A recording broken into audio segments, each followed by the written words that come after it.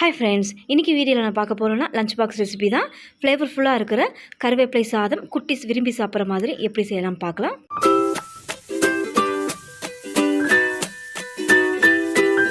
அதில் பேன் ஒன்று சூடு பண்ணிக்கலாம். 2 ஸ்பூன் பச்சை வேர்க்கடலை சேர்த்துக்கோங்க. இது கூடவே 6லேருந்து 7 இனுக்கு கருவேப்பிலை, ஃப்ரெஷ் கருவேப்பிலையை சேர்த்துக்கோங்க.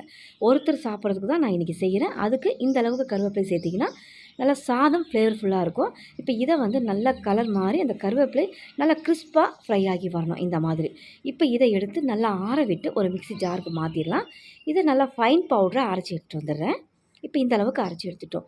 அடுத்து கடாய் சூடு பண்ணிவிட்டு 4 ஸ்பூன் எண்ணெய் சேர்த்துக்கோங்க. எண்ணெய் நல்லா காஞ்சதும் 1/2 இன்ச் அளவுக்கு பட்டையும் 2 கிராம்பு 2 ஏலக்காய் சேர்த்து எண்ணெயில் நல்லா ஃப்ரை பண்ணதும் இது கூடவே காரத்துக்கு வெறும் பச்சை மிளகாய் தான் 2 பச்சை மிளகாய் கீறிட்டு சேர்த்துக்கிறேன்.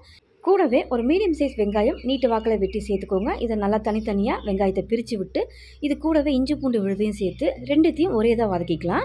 1 ஸ்பூன் இஞ்சி பூண்டு விழுது சேர்த்துட்டு இது பச்சை வாசனை இல்லாத அளவுக்கு நம்ம குறைவான தீயில வச்சு வதக்கிக்கலாம். வெங்காயம் கலர் மாறக்கூடாது.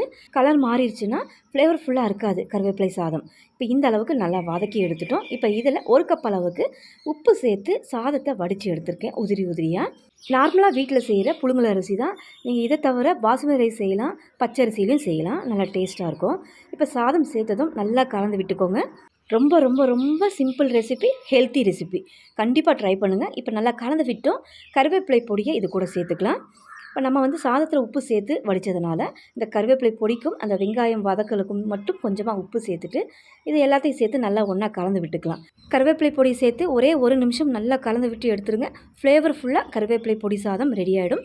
அவ்வளோதான் ஃப்ரெண்ட்ஸ், கண்டிப்பாக ட்ரை பண்ணி பாருங்கள். இந்த வீடியோ உங்களுக்கு ரொம்பவே யூஸ்ஃபுல்லாக இருக்கும்னு நினைக்கிறேன். இந்த வீடியோ பிடிச்சிருந்தா என்னோட சேனலை மறக்காமல் சப்ஸ்கிரைப் பண்ணுங்கள். ரொம்ப பிடிச்சிருந்தா லைக் ஷேர் பண்ணுங்கள்.